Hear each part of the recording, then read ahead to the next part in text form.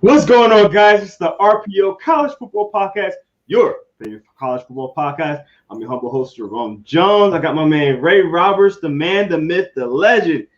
Mr. Roberts, how you doing today? I'm good, Jerome. How are you? I am great because we get to talk some football finally after all these months. We got some actual football to really talk about. We already went through week 0. It was a few games. It was a couple, but week 1, the wild week 1, it was crazy, and we got a lot to talk about, sir. Are you ready? I'm ready. I am so ready as well, man. And like I said, we got a lot to talk about. We're gonna do that week 1 review and talk about some of these games because, like I said, it was some crazy games, and we're gonna start off with a nice start off slow for you guys, and then we're gonna ramp it up because you know the big schools. Which games we were talking about. We're gonna talk about those. But let's get into a couple of other good games that was going on, and we're gonna start off with the Boise State versus UCF game. A tight, close game, 36-31. UCF beating the Boise State Broncos. Boise State was actually up 21 points, and then it was a comeback win for the Knights. Ray, what do you think about that game? What are some takeaways that you got from that one?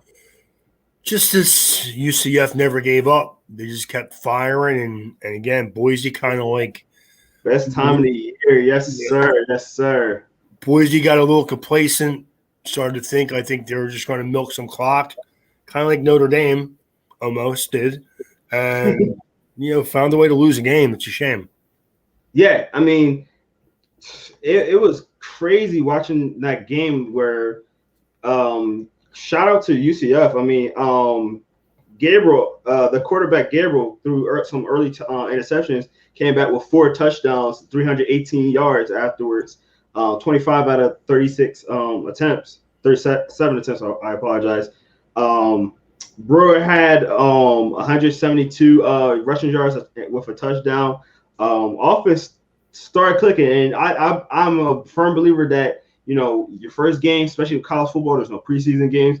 You typically start slow, and this team really came back, believed in themselves, and rallied up. And to be down 31 points in the first week of the season, you think, this team will start giving up. It's the first week. We're rusty. We're not that good. No, they believed in themselves the entire time. Boise State only rushing for 19 total yards. That's crazy. What do you think about that part? It doesn't sound like Boise State to me. Usually they're a pretty heavy running team. So yeah, I didn't get a chance to watch the game. So definitely. I just thought again they got a little complacent. The fact that they weren't able to run the ball was a lot to do with them losing the game, basically. So 100%. And when you can't run the ball, you become one-dimensional, and especially when you start losing that lead, it gets rough. You can't. In the first half, they had 24 points. Their next point came in the fourth quarter with just a touchdown, and that was the last time they scored. They shut out UCF in the first quarter, and then UCF slowly started building some points, and then they finally broke out and won at the end of the game. So I think that was a really good game to watch. If you guys haven't seen that, go watch the replay of that game. It was a really good game to watch, especially for a week 1 matchup. Yeah, I just thought Boise State's inability to run the ball and it kind of not be aggressive on defense probably cost them the game. So 100%. All right, so we got through that one. Let's get to our next one. This game was very interesting to me because I think both of us picked this team to win, and they lost. But I did say so. All right, I'm going to tell you what game we're talking about. We're talking about the UNC game versus Virginia Tech. I said it last week. I said, I'm taking UNC, but do not be surprised that Virginia Tech might pull it off because of there's very a lot of variables that I was talking about in this game, as far as Sam Howell not having his weapons. Both his receivers are gone. Both his running backs are gone. The game will have to be reliant on him. He threw 3 interceptions in this game, and the offense really struggled against a team that typically does have a good defense, and they only held UNC to 10 points. So the final score was 17-10. Ray, where's your thoughts in this game? I think that Sam Howell really struggled in the game. I think that actually we both thought that Virginia Tech may at least cover or had a shot at winning the game last week. I'm pretty sure we both said that. Facebook user says definitely surprised by UNC's performance. Definitely, yeah, it was great. Surprised that Sam Howell turned the ball over 4 times. Not surprised that they struggled and their offensive line is not good. They lost their best 2 running backs. They lost their top 2 receivers. Their offensive line was not great last year, but the skill players were good enough to kind of hide that, where they could just get in guys' way and be productive.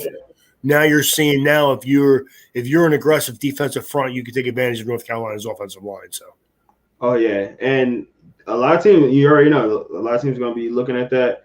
Yep. I'm actually trying to see who. Oh, Remy, what's going on, Remy? Welcome back to the chat room. I had to check out who it was. So, Remy, thanks for there he is. He already said it.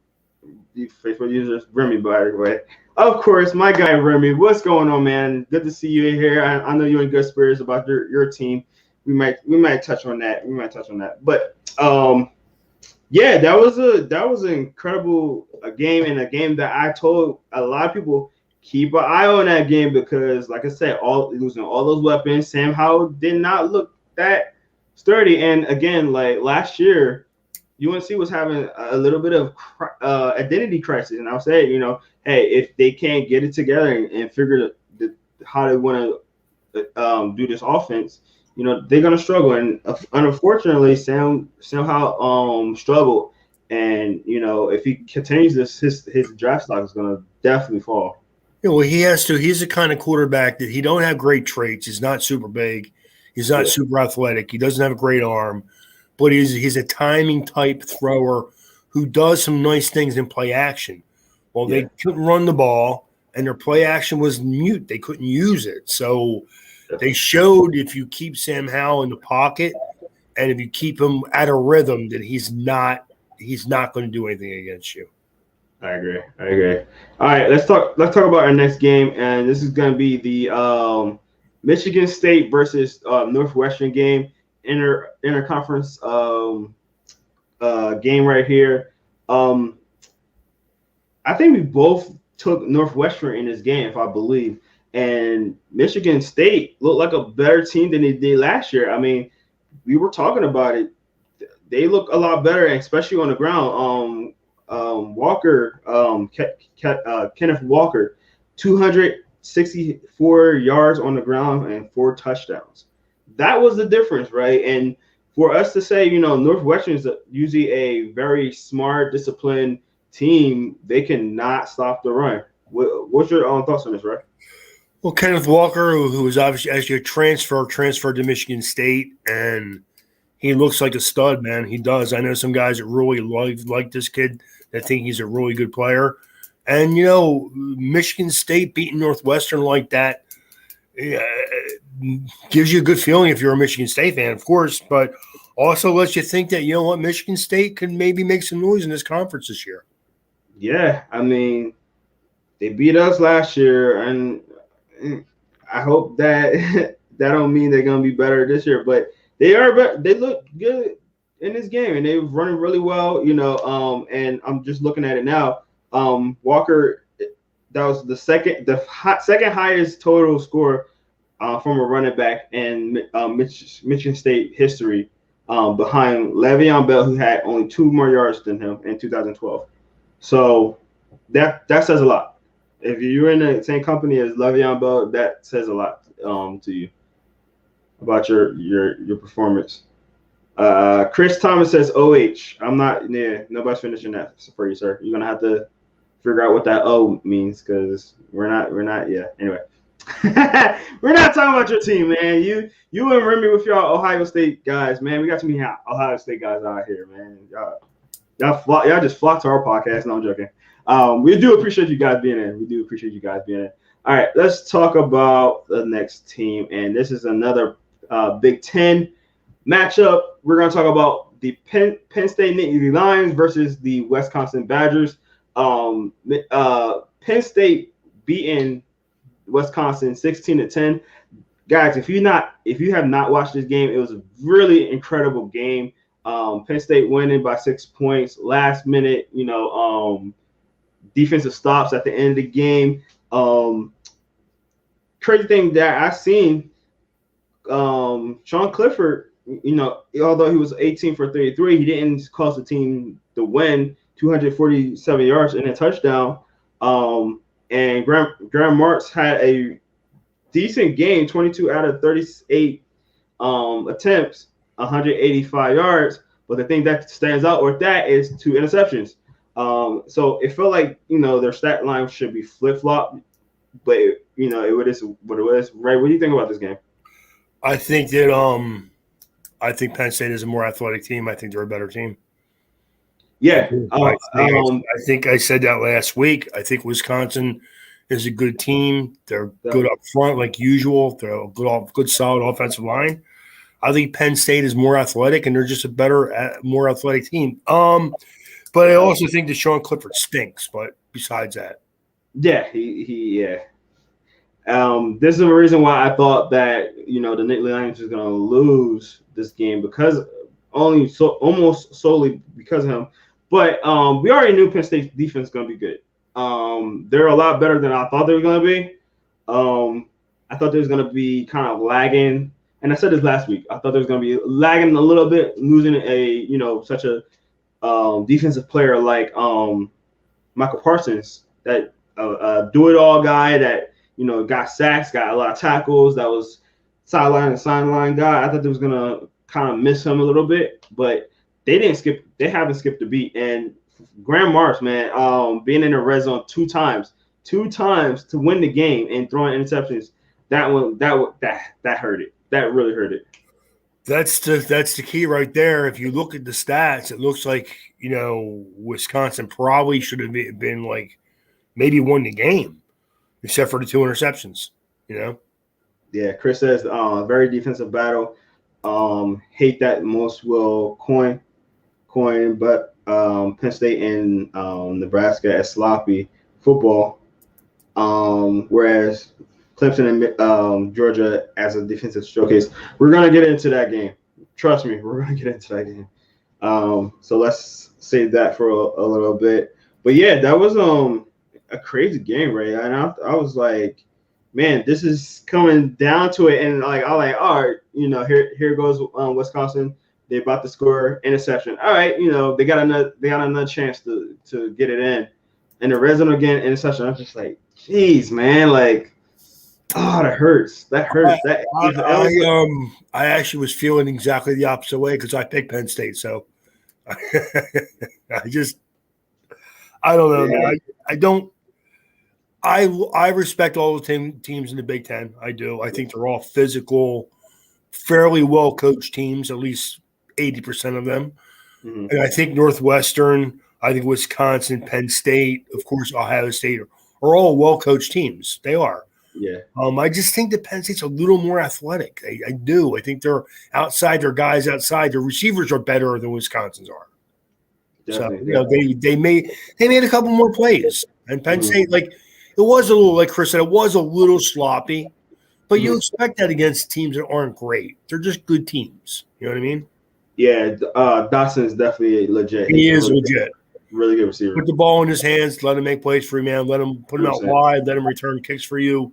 Yeah. The kid is a stud, and he's going to be probably a first-round pick this year. So. Yeah, unfortunately, he don't have the greatest quarterback, but Wisconsin only had challenge at wide receiver position. It's not you can say the receiver position, but as a quarterback, you cannot throw those picks. You just can't, man. You just really can't. Because if you just eat that ball and dump it to somebody, or don't take a negative play, You live for another play. I mean, once you throw the pick, you're done. I mean, it's over. Exactly. Again, if you look at the stats, Penn State outpassed them as far as yardage from receivers. Wisconsin had more yards rushing, way more yards rushing, which you would think would mean they won the game, except for I agree with that.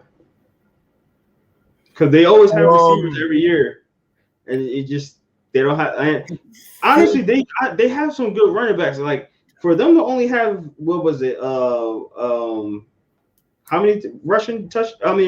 50, I think. Yeah, I think they have a good running backs. It's just that, man, like their quarterback position is just hurting them.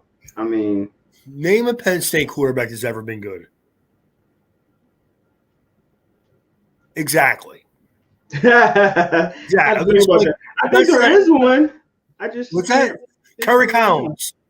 Who? Kerry Collins may be the best Penn State quarterback most athletic, gifted quarterback I've ever seen Penn State have. There you go. Yeah, and that's exactly what Remy said. Kerry Collins. Yes.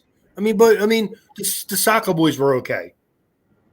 But if you look at the history of Penn State, Chuck Fusina, Todd Blackledge, there were guys that won because they didn't turn the ball. What is that kid named that, he was really good at Penn State, but he just didn't pan out in the NFL? Very kind of recently, man, he had the rosy red cheeks. I forgot his name. I knew you were talking about. Well, I'm blanking on his name. The Commoders, help me on Commoders. Yeah, the one kid we were doing the podcast with loved the Penn State quarterback then. Remember? Yeah. But he's not that good either. Wasn't that good. He was, as a college, not Matt McGlennon. The other one that was kind of recent, he was a second round pick, I believe. And he just kept getting chances. It just really never panned out. And then he played I knew you were talking about it. And he's a big kid with a big arm, but no accuracy. Yeah, and he was really good at Penn State. He was good at Penn State. I knew you were talking about. I just can't remember. I can't remember his name. But he was a good Penn State kid. He didn't pan out in the NFL, obviously, but man, I forget his name. Somebody help me with this. I'm about to Google it. That girl, Hackenberg. Yeah, Thank you, Chris. What was his name? Hackenberg. Yeah, he was horrible. Yeah, he was horrible. NFL player. I think he was good at Penn State. Because he was a big kid with a strong. He said he wasn't good at Penn State either. Forget his name. He wasn't that good at Penn State, really. I think he was good. No, he was good his first season, and then regressed every year after that. Yeah. All right. Well, I thought he was good at Penn State, but maybe I'm just. Oh yeah, because you're comparing him to Matt McGloin. All right, let's get to our next game. We got Louisiana Tech versus Mississippi State. This was a sleeper game. People, if you haven't tuned into this game, I hope you got the chance to look at this or at least to watch some highlights of it. Look it up on YouTube. This was a sleeper game because Louisiana Tech, a team that was really good actually last year, and people don't realize how good they were, came out heavy on them. They were, 20. I think it was 21-14 at halftime, and it was looking like they were about to run away with it. In the third quarter, they got 10 other points, and then the fourth quarter happened. And this is what coaches always say. It's a 60-minute game. Ray, what do you think about this game, man? I didn't think it was. I thought it was kind of a sloppy game, to be honest with you. Yeah. I thought it was just a sloppy game. I thought some of the games this week were sloppy. There were some games. There were some sloppy games, though. Yeah. That's generally what happens usually in week one, and we talk about this almost every year. Week one is just they don't have preseason, so you're going to have a lot of sloppiness. So I kind of when going into week one, I kind of expect it now. Like it's going to be some sloppiness, so I kind of let it go a little bit. But yeah, Louisiana Tech was a good game, a good team. A lot of people thought Mississippi State might have a bounce back year. I thought Mississippi State was better than Louisiana Tech, although Louisiana Tech had a great year last year. Barely any running in the game in general. Only 100 yards for Louisiana Tech, 65 yards for Mississippi State. What do you think about their quarterback Rogers, though? He had a nice game. I mean, he did throw one pick, but 370 yards, 3 touchdowns. I think that was the thing I like. I think their offenses play well. I think their defenses were sloppy. There was not a lot, not good defense played in that game. So, 100%. Yeah, I mean that's all I had to say about the game. It was a closer game that I thought it was going to be. So yeah. I mean, there was no defense. So it was a lot of no defense this weekend, though. It really was. So there was. You had some standout games. Like Alabama always has a good defense. Yeah. The Georgia Clemson game was a great defensive game. That was probably the one defensive game that really stood out above all the other games. So definitely. All right, let's get to our next game, and that will be a game that a top team almost lost to a team that nobody expected, and that was Tulane versus Oklahoma, 40-35. Tulane looked like a team that was on a mission in that game, and it was throwing all across the yard. Pratt, what's his first name? Matt Pratt? I forget his first name. 44 passing attempts, 296 yards, 3 touchdowns, no interceptions against that Oklahoma defense. Ray, what do you have to say about this one? What defense?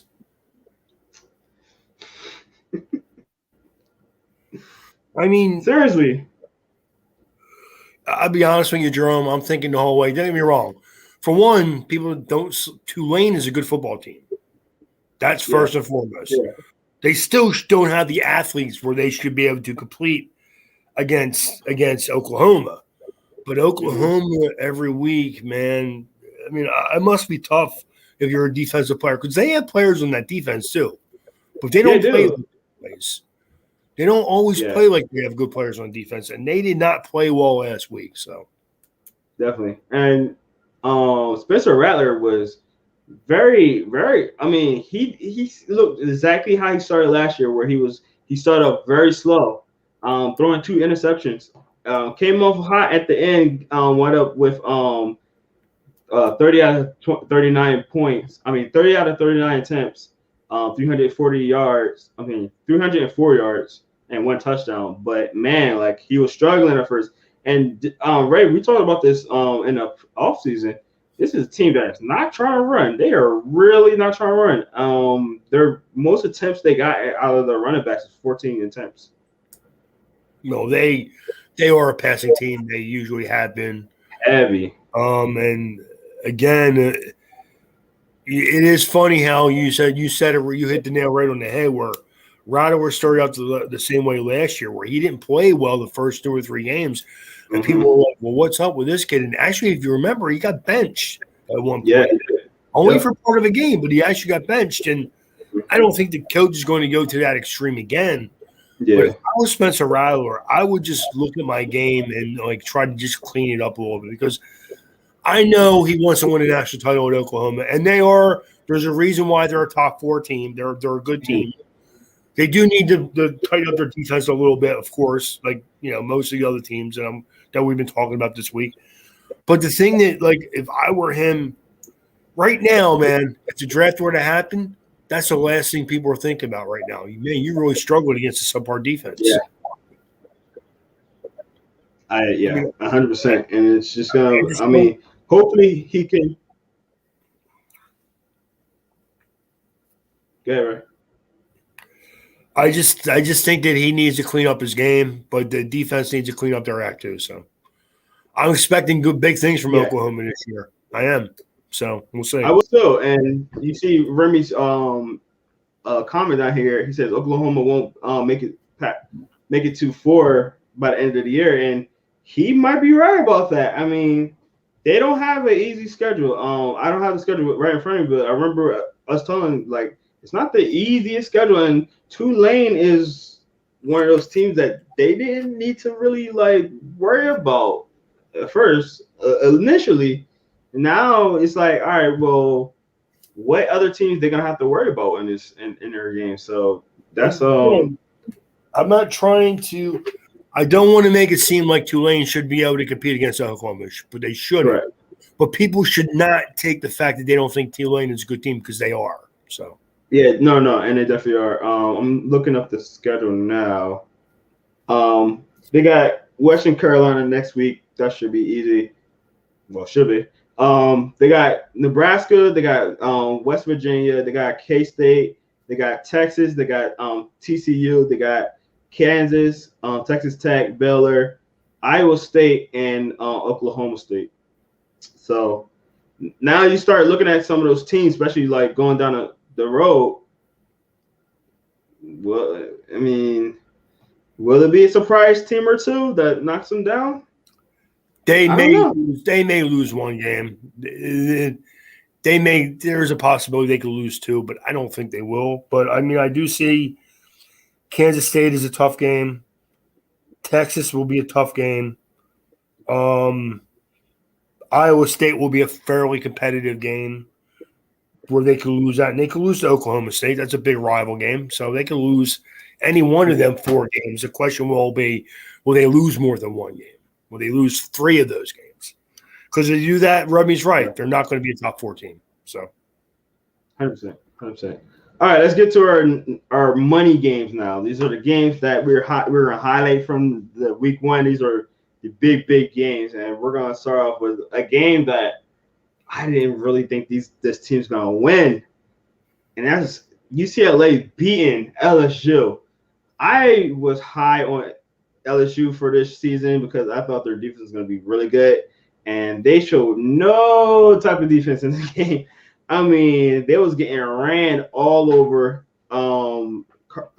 Zach Carbonet, obviously, I know who that is because he's a transfer from Michigan and a guy that I thought was going to have a great year for Michigan. Ran all over this team, 117 yards and a touchdown. Max Johnson, he had a good game, 330 yards and 3 touchdowns. A guy that I thought was going to really take LSU to the next level. UCLA stomped this team. I was like very impressed. Maybe, and we was kind of talking about this off air, Ray. Maybe Chip Kelly got this team rolling now. I think that's the case, to be honest with you, Jerome. I think that honestly, I picked UCLA in this game to win the game, right. But I think David Thompson Robinson is a very athletic quarterback. He does some nice things running the ball. If you looked, UCLA ran the ball for over 200 yards, at 230 yards, just about. Mm-hmm. And they controlled the clock and they controlled the game. I think LSU's defense is good. I think their secondary is good. I'm not sure about their up front guys. I don't think there's nothing special up front with LSU right now. LSU is simple. They got a good quarterback, national title defenders. They don't have a good quarterback. They won't get past Alabama. I agree with that, though. They can't get past defense. They lost to UCLA. What are they going to do against Alabama? Oh yeah, sure. Okay, yeah. All right. Yeah, 100%. Did anybody watch Alabama's quarterback play this week? Yeah, he pretty good, man. He is gifted. He's a gifted kid. I did think he was a little frantic, though. He was a little. He had a little hair on his, his head on fire type action going on. But it goes to show you, though. It goes to show you, though. This is why Nick Saban's Nick Saban. Last year they had a pocket quarterback who did nothing out of structure. Mm-hmm. 1, 2, 3 drop, 5-step drop, get rid of the ball. They let this kid make plays, and he made plays. So yeah, he was kind of crazy out there. Like I was like, oh, this is an Alabama quarterback, and I like that he corrected some of his mistakes, and I think that like he has a good. I think he got a bright future. I really do. He does. He's got a nice arm too. He has a little bit of Jalen Hurts in him with a little bit of a stronger arm, maybe. I think he's a little faster too. Yeah, he reminded me of Hurts when Hurts played at Alabama, though. He did. Yeah. But to go back on UCLA, it's funny that you said Thompson's a athletic quarterback because here's a funny stat. My man ran for 15 yards, only got 6 yards. 15 attempts rushing, only 6 of those yards. He got 6 yards out of those. So he wasn't doing that much with his feet. Like he was getting out of the pocket and things like that to get guys open, but he wasn't running. He wasn't really running that well. He was not, and he kind of reminded me of like a version of Tim Tebow, where he would fake a run to draw guys up and then hit it over top of them. Yeah, it's like little dunk passes over top of the guys. I mean, again, I'm not a Chip Kelly fan, but I think for obvious reasons he has his team going in the right direction. Well, I don't like it. I mean, I know it's different now. I don't like it when NFL teams think they can just hire a college coach because he was good in college. That means nothing. Okay. Oh, yeah. 100%. 100% agree with that. But all right, let's get to our next game. And we kind of talked about this a little bit, but red zone. Actually, we already talked about the game. I'm sorry. My fault. Talked about the Wisconsin game, so I got a little ahead of myself earlier. But let's get to one of the biggest games, or the biggest. I think it's the second biggest game because the next game I think is the biggest game. But let me fix this real quick. UGA defense smothers Clemson, like seven sacks, pick 6. Offense didn't do much for Georgia, but they did enough to win the game. JT Daniels only had 105 yards. He did have an interception. My guy DJ Ukulele, I'm still working on his name. Forgive me. 37 attempts, 178 yards, and an interception, a big interception that was the difference of the game. Ray, what do you think about this game? I think DJ Ukulele had a horrible game. He looked like a freshman quarterback this past weekend, even though he's not. Mm-hmm. He kind of showed you when last year when he got some playing time, people were bringing a lot of guys up to the line of scrimmage to stop the run game. And when they did that, he took advantage of weak secondaries. Yeah. And without a run game, and, Clemson, man, I'm not going to sit here and say anything bad about their coaches because their coaches are all good. Mm-hmm. But they tried to run power with him. He's not that guy, man. He wants to be in the pocket, extend plays, and then make plays downfield. But they didn't do him any favors, man. They didn't. They called a really bad game for him. So you can't win the game when – one, your offensive line is getting sacked all the time. And then 2, you only muster a total of 2 rushing yards the entire game. A total of 2 rushing yards. That's insane. Most of the team's rushing was behind. They was getting hit behind the line of scrimmage, and that's not good. And it is the offensive line, and a lot of that was DJ, losing yards on his rushes and stuff like that as well. But you can't win again. Look, and the rushing attempts was horrible. You have one rusher with 1 attempt. Your next one is 4. The other one is 4. One is 1. The most rushing attempts you had with your quarterback was 14, and he had negative 22 yards. Like, and why are you to run? Why are you trying to run a quarterback who's a pocket quarterback? I agree. I think they just overthought, like, this man's so athletic and blah blah blah. He's a big body. Like, I thought they was I really think they was trying to get Cam Newton out of him. There is a difference between being a big, strong, sturdy guy and being a big guy who runs.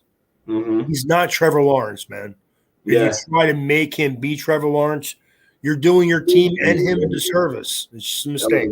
That was a mistake. But I don't want to harp on the badness of Clemson offense too much because Georgia's defense. I want to glorify their defense because that defense was killing it. I mean, they were going after it in that game, right?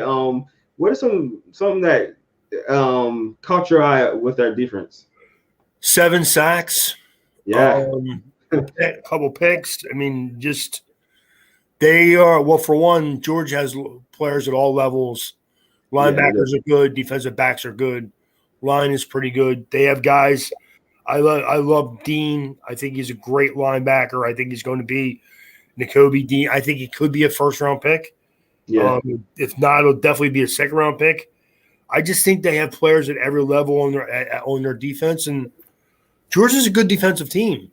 It's always been their offense has been their hinder. They don't score enough points to win games against good teams. And let's not forget about Clemson's defense. No, Clemson's defense was amazing. They shut them out. Besides, it was a pick six that gave them a score, but they did shut down a quarterback that a lot of people predicted to be a breakout quarterback this year. Shut him out this year in that game as well. So it was a really defensive game. I love myself a defensive game. That's why I really enjoyed this game. But it kills me when I see a team that can't run. I mean, at least Georgia ran. Zamir White had at least 74 yards. I mean, it's not nothing to be like, oh my God, about, but they had some type of running game to at least loosen up their offense a little bit. Clemson had nothing, man. It was crazy. They ran the ball for 120 yards. Yeah. And Clemson ran for 2. Mm-hmm. So whose defense was better then? Okay. All right. Georgia. Okay. Right. I'm gonna put this last question up because I made a very, very bold statement, hot take last week. Involving DJ, saying that I thought he was going to be in the top running for Heisman. It's not looking too good in the first game. Would you say it's more him or more offensive line than anything? Offensive line. Offensive line wasn't good last year. They weren't great the year before that. That's why Clemson's not won in 3 years. Yeah. I mean, I love Dabo Swinney. He's a great coach. I respect the Clemson program. I do. I just think that if you look at their players, they still have good players on offense. As far as skill players, their defense is still good. Their offensive line is bad. They have guys that even last year, I remember looking at their lines, and not to get too much into the draft, they have guards that play tackle. Yeah. They have centers to play guard on Clemson. They don't put enough stock in offensive linemen. And until then, they're not going to consistently win. What we're going to see now, I believe, is with them and LSU, not that they're not good programs, they're great programs. So I don't want anybody from that who respects them programs to get all upset with me, blah, blah, blah. No, and you're not Alabama. You're not Ohio State. You're going to compete, and you're going to have your runs where you're good for 2 or 3 years in a row, or a couple years in a row, or a stretch of 2 or 3 years where you're going to be good. But you're not Alabama, and you're not Ohio State. You're not going to consistently be in the top 2 or 3 every year. You're going to build that. Even if you remember LSU 2 years ago, they were good the year before that, a couple years before that, and their defense was good. It was when they elevated the quarterback and he took the next step and he became an elite player and elevated their offense to an elite status that made LSU good that year. You said this thing about Clemson a couple years ago. Their offensive line has not been good for probably 3 seasons now. Yeah. But if you look at their skill players, they mask that by being so athletic and being able to just, let's face it. Yeah. They could run the ball when they wanted to. If you came up and tried to stop the run, then they threw the ball over top because they had Trevor Lawrence. I mean, that's the problem. If they had that running threat right now, I think Ingele would be a good player. But they don't, and their offensive line is not good enough to protect him. 7 sacks. says it all. Yeah, and a key thing, and one of the announcers on the actual broadcast said, was that Clemson always had a slot receiver, a guy that would just go in and out of the breaks real fast, that they can quickly do it. 1 year they had Shipley, the next year they had Hunter Renfro, the next year I forget the other guy they had, the guy that just got drafted by Amari Rogers. They always had that guy, and they don't have that guy this year. So, on top of that, and not having a running game and having more bigger body receivers, you need to have better protection. And Etienne struggled last year. He wasn't as good last year as he was the year before. I agree. He still accounted for 1,700 yards of offense. Oh, yeah. He's 30 yards receiving. That's the difference. You can't just dump it off to Travis Etienne right now. He's not there. Exactly. And it's really easy to drop back and just dump it off to the running back. But if you can't block, I mean, you're just dead in the water. I mean, just that simple. I mean, if you look at Clemson's offensive line, I'm looking at their roster right now, and they don't have anybody who stands out. Nobody. Mm-hmm. Nobody on their team. Will Putnam is not bad. He's a right guard. He's not a bad player. He'll be a center at the NFL level, but he's not a bad player. But that's it. Yeah. I mean, there's just nobody there. Even when they last year, that Art Carmen kid, he was a good, solid college lineman. He's not that good. Their offensive skill players were so good that it's the other way around. Usually, it's the offensive line that matches skill players. In Clemson, it was the other way around. Their quarterback, wide receiver, running backs were so explosive that they didn't have to hold their blocks for very long. Well, now they don't hold their blocks because now they have a guy who, he's athletic, but he's not Trevor Lawrence athletic. I agree with that, Ray. And it's actually really good analysis on this team. And hopefully they can pull it together, and maybe DJ can get it back together and, prove my hot take, but it's looking like a really bad hot take right now. After one game, it's looking real bad. All kidding aside, the kid's big, he's strong. Yeah. He's not the athlete that Trevor Lawrence is. He's not. But he's big and he's strong. He's a Jim Kelly type of guy who can move well in the pocket. If you turn your back to him, he'll take off and run for 3 or 4 or 5 yards. Yeah. Trevor Lawrence will run for 30 yards. Yeah. So, sure. Definitely. All right, let's get to our last game because I know this game is near and dear to your heart, my man. The Notre Dame Fighting Irish against the Seminoles, Florida State. Ray, before I want to know your how was your heart during this entire game? My heart was fine. My blood pressure was probably a little high, but my heart was fine. I know something was going on. I'm going to be honest with you, Jerome. When it was 38-20, I was feeling pretty good. I'm not going to lie to you. Yeah. I thought, okay, well, you know what? Game's not over, but, let's just move the ball, put a couple more points on the board. I didn't know they were going to wait a quarter and a half to do that. Yeah. And, Ray, we were talking about in this offseason, Karen Williams, we both was really high on him. Thought he was going to be one of the better running backs. Only 42 yards in the entire game. Notre Dame's offensive line struggled. Yeah. They really did. Don't get me wrong. I mean, we talk about this, I think, every year for the last 3 years. Florida State puts good athletes on the field. They just don't always seem to put it together. Now, hopefully, good thing they didn't get to win against Notre Dame, which I'm glad about. But hopefully this will be a building block for them. And they'll say, you know what? Notre Dame's a pretty good team. They're not a great team, but they're a good, solid team. And we went out there, got our rear ends handed to us for 2.5 quarters, and almost pulled it out in a quarter and a half. Let's take that momentum and go forward. Let's not I don't like it. Drum. I want Florida State to win every game now. Because if they win every game or at least have a good season, it makes that win against them a little better. Exactly. It makes Notre Dame's win against them look a little bit better. And I just don't. I like playing. I like watching good teams. Yeah, I don't like I watching agree. flop. I like seeing teams that were good.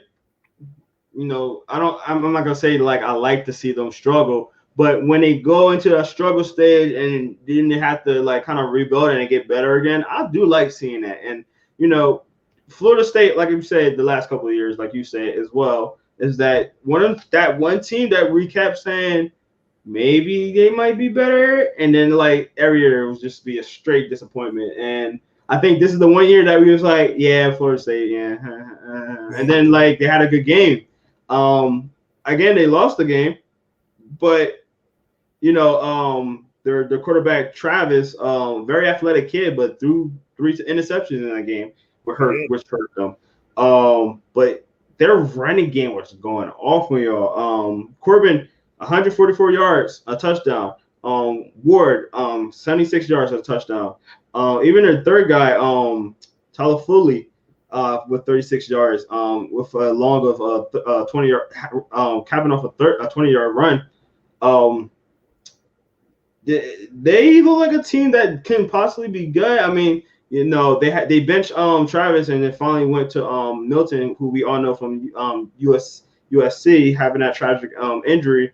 And I really hope that he can come back and be the quarterback for these guys, because you know he's a great story. I really liked him before he got injured. I'm glad he got his opportunity. What do you think about that situation, right? Honestly, I remember him shooting off his mouth about Notre Dame a couple years ago. But I mean, two things. How can you not root for the kid now after what he's been throwing? Honestly, I feel bad rooting against him. I did. Yeah. I mean, he came back and got them into overtime. Yep. Unfortunately, a missed kick killed them, though. A missed kick killed him. I mean, I'm watching his parents out there, and his mom's being very emotional, and and I mean, I wish people didn't hate Notre Dame so much. That's all. All right. You always gotta put something in there. You always got. No, dude, I was rooting for the kid. I'll root for him harder against this week, depending on who he was playing against. Yeah. I mean, I think he's a good solid quarterback, man. I mean, people want to compare him to Drew Brees. Calm down a little bit, you know. And the knee injury is not going to help him, but I mean, he got back on the field, man, and he played his rear end off, and he almost brought him back. Good for him. Yeah, and I'm looking forward to see. You know, I don't know if they're going to keep him in the starting role. I haven't seen any news on that yet, but we'll see what happens. I mean the other kid is Travis, very athletic guy. Don't get me wrong, he's very athletic, but he throwing those 3 picks, it was rough, and he only had 19 attempts. I mean, here's the thing: if you can run the ball the way they did against Notre Dame, Milton's a better quarterback for you. Oh yeah, that's 100%. His game. Play fake, get guys behind the secondary. That's his game, and if they can run the ball. Yeah, man, I'm looking at the stats right now. They ran the ball for like 250 yards. Mm-hmm. I mean, so for defense, that was really good last year too. Right. So you do that, Milton's your guy, because you play the line of scrimmage and then you open up guys downfield. I mean, that's his game, especially if you can do it quickly. I don't want to write off Travis. I think he's a good athlete. I think Jordan Travis is a very good athlete, and he has this nice, strong arm.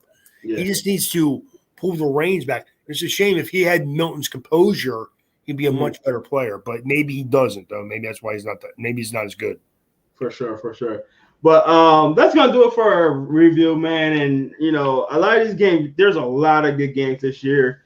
In the first week, it was a super exciting week. But we're going to jump right into week 2 because we need to get into there before we actually get off. I want to actually start recording our predictions each week, you know, and come back with a win and loss thing. So I know for sure I'm losing to Ray. Ray was killing it. I think he only had like 1 or 2 games that he got wrong. So we're gonna keep track of it. I gotta look at the last podcast. But let's get into week 2, Ray. First game we're gonna talk about is Kansas versus Carolina State. I'm sorry, Coastal Carolina. Ray, You want to hear this line? I know what it is, Jerome. It's 25 Coastal and Carolina a half. is favored by 25 and a half. Yes. And a half? I have 25. Ray. 25 and a half. Ray. They playing Kansas. I chose this game because it was like they're playing a more highly ranked team, I guess, if you want to say, even though they're not a ranked team. Like highly, They're a team from a bigger program. Yeah. A team that should have better athletes. They're favored by 25, Ray? That's insane. So guess who I'm picking to win? I mean, I was already on Coastal Carolina no matter what. But Ray, 25? What? Right.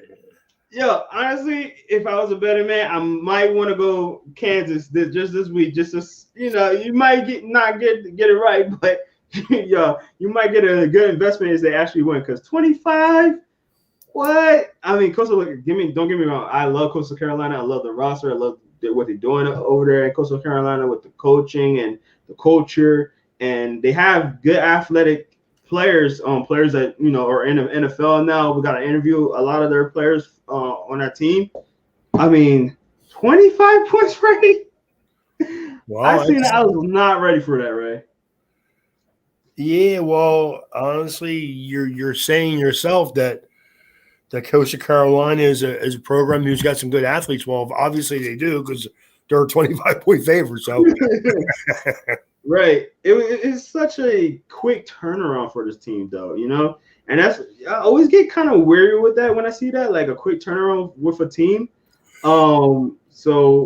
But yeah, 25-point favorites. I'll be honest with you, Jerome. Congratulations, Coastal Carolina. You're going to see with this transfer portal, you're going to see where teams can actually change their roster like pretty quickly now. That's true. Yeah, and I think Coastal Carolina, I mean, they have another good year this year. I mean, what are they ranked right now? 14? I mean, not 14. They're ranked 17. There you go. Okay. Close enough. Yeah, they're ranked 17. They keep winning. I mean, guys might be like, you know what? I'm going to back up on Alabama. I'm going to back up on Georgia. I'm third stringing. This might be my last year on my team. I might transfer. I'm a senior. I'm a senior. I'm about to be a senior and I'm third string. I might transfer to a Coastal Carolina. See what I could do there.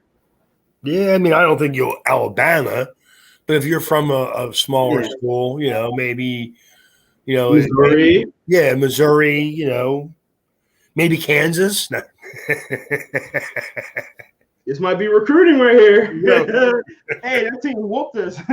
So, yeah, I mean, it'd be very impressive to see Coastal Carolina, a team that 2 years ago most people didn't even know was a school, is getting so much publicity and playing really well and, starting off the season ranked at 17, which is really cool to see. Root for you guys, be definitely looking into that game. I think it'll be a good one. I don't think it'll be as good as the BYU game last year, but I do, I like to see them play some bigger schools now. Mm-hmm. So I just had to put that game in there. I thought that was really cool to see. Let's get to our next game. Ohio State versus Oregon.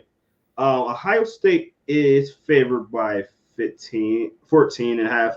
I don't know, Ray, if you have anything different from that. I have 14 and a half too. I do. What do you think about this game? Because if I'm not mistaken, Thibodeau got injured last week, right? He did. I think that Ohio State will probably win by 3 touchdowns. Mm-hmm. Yeah.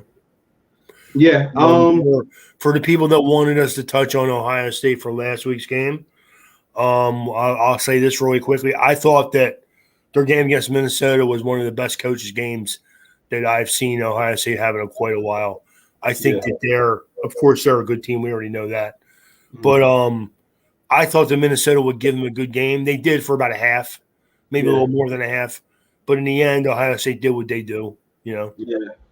I agree what you're saying right there, right? And, I think that's why the line is so close. I haven't seen an Ohio State line that close in a minute. Oregon looked good in their win last week, but it wasn't nothing to be all that cracked up to be. And we'll see. I mean, is this the first? I haven't seen Oregon and Ohio State ever play before. This must be like the first time in like years. They may have played in a bowl game. Yeah, not that long ago, maybe a few years ago, I think, when Herbert was a quarterback, I believe. Oh, really? Okay. I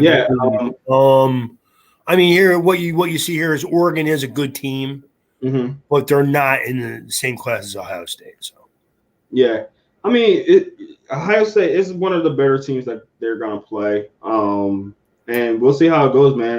I'm excited. I am excited to see like some of these bigger schools play some teams that some other diverse kind of teams they never played before, because this is how you get good upsets or maybe even good close games. So I do think this would be a cool game. I am gonna give Oregon. I am gonna get Ohio State the game. As much as that always pains me to say that, but I think it would be a better game than a lot of people think. Yeah, I agree. What I like about it is they're playing at a conference and they're playing a good team at a conference. Correct. You know? Yep. 100%. All right, so we both got Ohio State there. The next game, the interstate rivalry, Iowa versus Iowa State. One team looked very good and one team looked very bad. But it's a rivalry, and we are going to talk about this game because there's not a lot of great games next week, to be honest. You never know, though. Some games might just pop up to be better games than we think. But Ray, what do you think about this game? I'm guessing you're going to go Iowa in this game. You got it. You got them right winning last week. I'm going with Iowa State, dude. They're favored by 4.5. Really? Yep. They are favored by 4.5. Okay, they are home as well. They are home as well, so that plays into it. Number 9 versus number 10. Iowa did not look that good last week. No. Okay, let's just say that. I don't worry about last week. I look at the line, and the line tells me what I do. Ray, your logic is just everywhere. I'm actually going to give it Iowa. I was very, very impressed with Iowa last week. And I think they're going to pull it off because, again, the same thing. I feel the same way that we've been talking about Iowa State for the last 1 or 2 years. They were very inconsistent in the beginning of their games. They start very slow. And Matt Prouty is really letting me down. I mean, 2 years ago, I would have been like, this guy might be a first-round pick. Now I'm like, will he even be a fourth-round pick? I mean, it's just night and day for this guy right now. You got anything to say about that, Ray? No, I just think that Ohio, like you said, is a big rival game. I would almost always go with the home team anyway, even if it were a team that was a little better than the other team. But I'm just going to go with them because, again, the line's telling me they're going to win the game. So, Yeah. Sorry, I make it so non-emotional for you guys, but that's just how I do it, man. Like I really honestly, like I root for my like if I make a pick, I root for my pick, obviously, because I'm not a moron. But I mean, if it's not Notre Dame, it's no sweat off my back, man. You know? I feel you. All right, let's get to our next game. Appalachian State versus Miami. Appalachian State won their first game. Miami did not. Miami is favored by 9. That's my line. Wait, who you got in this one? I got Miami. I have 8.5, but I got Miami. And I think here's the one thing, like we were talking about Florida State earlier, and I think we are always in the Florida State, Miami, Virginia Tech. They always put good players out there, but they don't always play well. I don't understand why that is, but it's been a problem for 10 years now. So I agree. So this is going to be a close game. I think it's going to be a close game. I'm going with Appalachian State, and here's why. Appalachian State's defense is a lot better than people think. And I think that will be the determinator because I feel like Miami's offense is not going to be able to withstand their defense. I feel like it's going to be pretty much like the UNC game. Obviously, they're going to put more points up than UNC did. But they're going against a better defense. And I think Appalachian State secretly has a really good defense. I just want to put that out there. I agree with everything you just said, except for who will win the game. Okay. We agree as long as we agree with something. As long as we agree with something, we can't agree with everything. All right, let's get to our next game. This will be BYU versus Utah. You guys already know how I feel about Utah. You might as well just put it in the bank that I already think Utah is going to win this game already. So, Ray, what do you think about this one? I got Utah also, man. I got 6.5, 7 point line. So I agree. And this game is kind of surprising to me because honestly, I don't think BYU is all that great, but Utah is only favored by 7. The game's in Brigham Young though. It's in their stadium. Yeah, you're right. So it's almost like a 9 point line. So makes sense. Okay, so we both got Utah on that one. Next game, we got Pitt versus Tennessee. Right, who you got on that one? No, this is a tough game. Mm-hmm. I think you got two competitive, somewhat even teams. But I do like Pittsburgh's defense is more physical, so I'll take Pittsburgh. I'm going with Pittsburgh as well, right? So we got the same on that one. All right. This game really intrigues me because I'm really Buffalo been a good team, been good, and they look really good in their last game. Buffalo versus Nebraska. Nebraska is a bigger program, obviously, but they're not that good. So I want to know, Ray, what you think about this? Because Nebraska is favored by 13.5. Well, you just answered your question. What do I think about it? You in the lines. I mean, I think it'll be fairly competitive for 2 quarters, and I think Nebraska is a bigger, more physical team, and they'll wind up winning by 10 points. I wouldn't take them and to cover that almost 2-touchdown game, but I would take them to win the game. There you go. And that's my thing. I'm going to give Nebraska, but I'm not taking that line at all. No, I would not touch the line. Taking Nebraska. I might even just say 3 points. No, 3 points, man. No. Got to remember, Buffalo lost their best offensive player. I know their running back's good this year, but Marks is good. Marks is really good. He's playing for Jared Patterson. It's not Jared Patterson. Don't get me wrong. There you go. Okay, that's all you need. Listen. Shh. He just hushed me. I just realized I was not changing this the whole time. Ray, listen, he's not Jared Patterson. Don't get me wrong. Still a really good running back, and I like their quarterback. Their offensive line been good, and Jared Patterson always praised that offensive line. Their offensive line is really good. Their offensive line is good too. Their offensive line is very good. Their defense is pretty good. I like their coach, except for he cost Patterson a record last year. I like their coach. Yes. The only thing I don't like is they're not going to be able to hold up against a big physical team like Nebraska. They're not. So. Yeah, I mean, Nebraska's 1-1 right now. They played week 0. Neither game kind of excited me with this team. No, and honestly, if you ask me what I think about the Buffalo, I'm not sure what the over-under is in it. It's probably like 40, and I probably would go under. It is 54.5. 54. I'll go way under that and think it's going to be a boring game. I agree, Ray. The lines are like I don't agree with the lines at all. I really don't. But there's a reason why the guys that make the lines for these games have all the money, and everybody who thinks they know everything about football don't have any. I give you that. But all right, last game of the night we're gonna talk about. Here we go, the big one. The big one. Michigan versus Washington. All right, so I didn't get a chance to talk about my team in the last game, and me and Ray talked off screen. I'm not impressed by the win, but I'm optimistic by the win. Obviously, we played Western Michigan. It wasn't a big team, and I explained this to Ray. It gave me optimistic feelings because, like the old saying is, you beat up on the smaller teams. And last year, Michigan did not do that. The smaller teams were struggling against a lot of the smaller teams.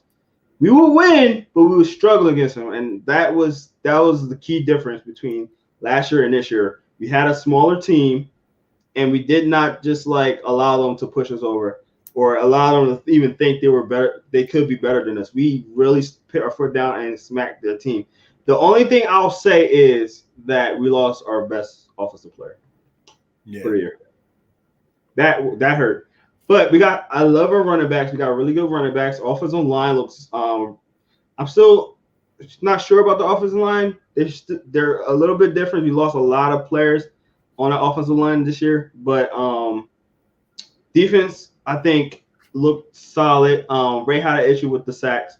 I honestly didn't. I think they had enough pressure. Hudson was incredible in that game. Secondary looks a little bit better. Linebackers, I love the linebackers. Linebackers is my favorite part of the defense. So I think I'm gonna give the Michigan this win. But I think this is gonna be a good matchup. Ray, what do you think? I think it'll be a decent game. Honestly, I think that Michigan's favored by like almost a touchdown. Yeah. I think that this could be a statement game for them early in the season. They go in here an away game against a quality team in Washington.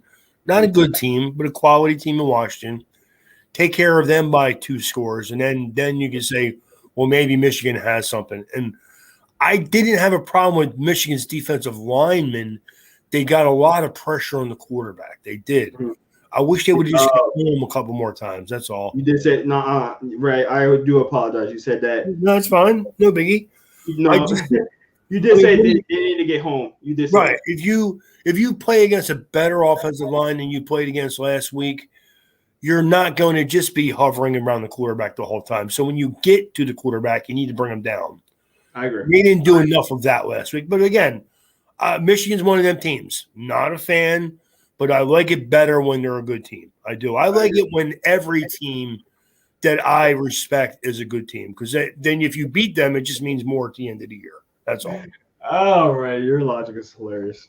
I'd rather, Jerome, you're a competitive, athletic type guy. You went out there, played a good team. You didn't get a little bit more juiced up. Oh yeah, 100%. Okay, that's all I'm saying.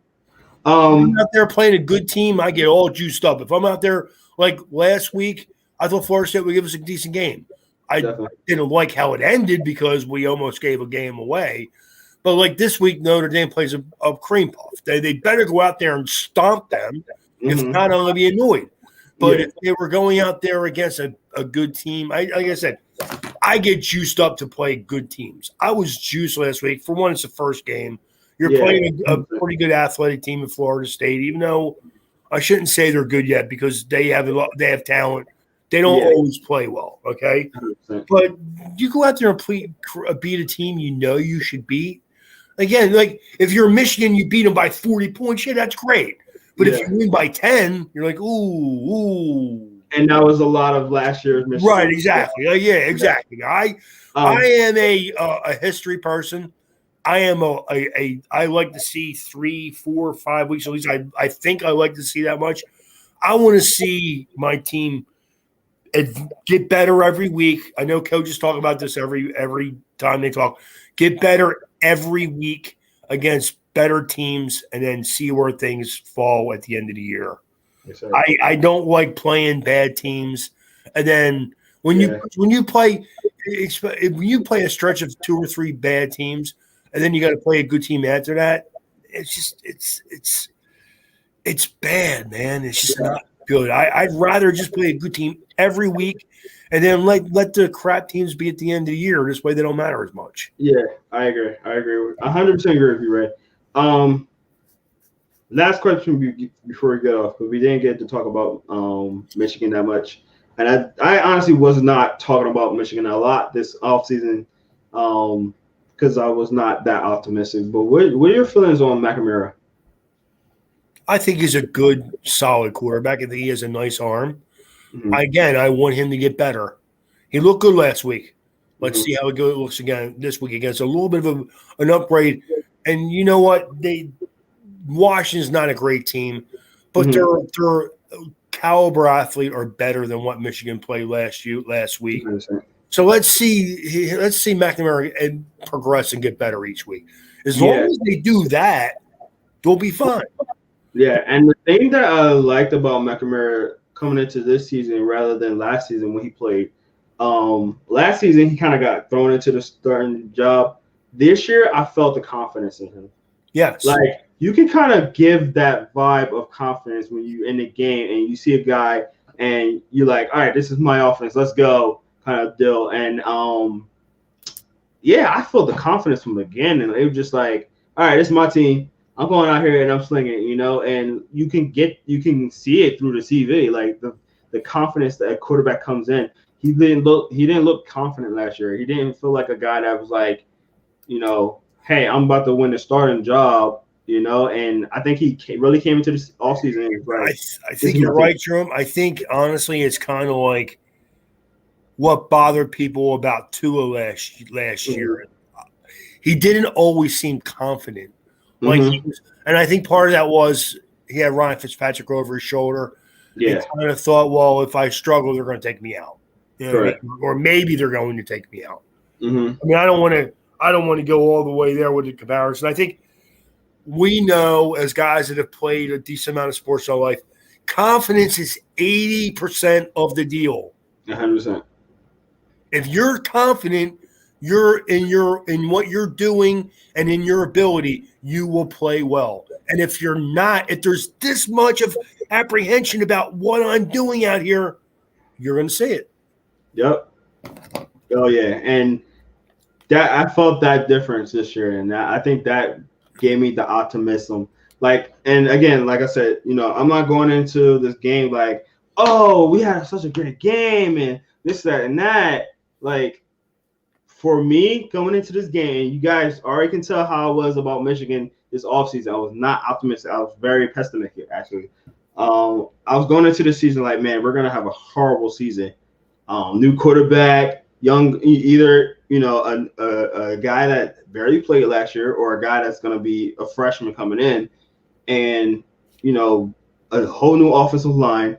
Running backs were good. I knew that for sure, and that was the strong point. And I know we talked about that. But then, how's the defense going to look? This and that, new offensive coordinator, all that. And came into the game and did what they're supposed to do. So, a little bit more optimism, but I want to see it from a better team. Washington, I think, is going to be that team that kind of set our team to allow us to see where we're at and, how can we be feeling this year. It really hurts that we lost Ronnie Bell, man. That hurt a lot. And that catch he had was insane. It didn't count, but that catch he had was insane. It was insane. Here's the thing I know about Michigan. For one, Aiden Hutchinson is a stud. I know that. Their defense is good. They're going to be in most games because their defense is pretty good. Mm-hmm. Jim Harbaugh just needs to manage the game instead of his own way. Don't go crazy with play calling. Try to balance, and it's not going to be easy with losing Bell. But you need to balance your offense and let your defense do its thing. Oh yeah, 100%. And they got really good running backs back there. Corum, Blake Corum, he had a touchdown at the beginning of the game. He's smaller running back, but I like him. I really like Hassan Hutchinson. No, Hassan. Man, well, I forget his last name that fast. Hassan. Start for H, but anyway, I think we can be good if we just do the right things. And like you said, losing Ronnie Bell hurts, but lean on your running game. And I felt early on they did that. So I think that's a great recipe. From what I've seen so far with the play calling, I was very impressed with the play calling. Usually I'm not impressed with the play calling. That first game I was impressed with the play calling. So. Yeah, I mean, they played well. I mean, they did. I mean, I didn't get to watch a lot of the game, to be honest with you. And there was a lot of good games on. I'm a Michigan fan. What'd you expect? No, man. Like if Miami, I mean, Notre Dame could have been playing Citadel. I still would have watched Notre Dame. Yeah. But there was a lot of good games on. And I knew Michigan was going to win. I didn't know they were going to win by that. That's the point. Yeah. When I looked at the score, I was like, oh, I knew Michigan would win, but that's a nice score. You know what I mean? That was my first impression, to be honest with you. Yeah. So, Definitely. All right. Well, that's going to do it for us today, guys. Thank you all for tuning in. A little bit of a longer episode, but hey man, first week we were excited. We can't help ourselves. Okay, we just back off. We can't help ourselves. It was good first week. Hopefully we get the same from week 2. Games look the matchup's not there, but hey, you never know. We might get some good games. We might get some upsets. You never know. So make sure you check them out and make sure you tune in again with us next week. We're gonna be back on Wednesday at 7:00. So make sure you check us out. We're gonna be live on YouTube, Facebook, and Twitter. But if you can't watch live, obviously you guys can go on YouTube, like, subscribe, and hit that notification button on there, so you know we go live. And if, like I said, if you can't watch live, you put your comments in here, and down there, and we will reply to them. We had a couple of guys already, replied in there, so you could be the next person. Put your what you think about our podcast, what teams you disagree with some of our picks, and we'll talk about it. We'll talk about what we think about your picks, and we'll reply back. So you can do that. Also, make sure you check us out on all our social media: Facebook, Instagram, and Twitter at Inside the Hatches. Make sure you check out InsideTheHatches.com, where you can find all our content. Fantasy football is here. Me and Ray's in there. Ray's gonna get beat up by me in our games, and we're gonna have fun with it. So I had to talk a little trash. We don't play each other this week, do we? No, we don't. I think I played Matt. I played Matt. Okay. If I'm not mistaken. So that's gonna be fun. So if you guys want to follow up on how we're doing with that, check that out on InsideTheHatches.com, where you can find all that as well. So I'm Jerome Jones. I'm your humble host. Thank you guys for checking us out. This is Ray Roberts. See you guys. Have a great weekend and enjoy your college football.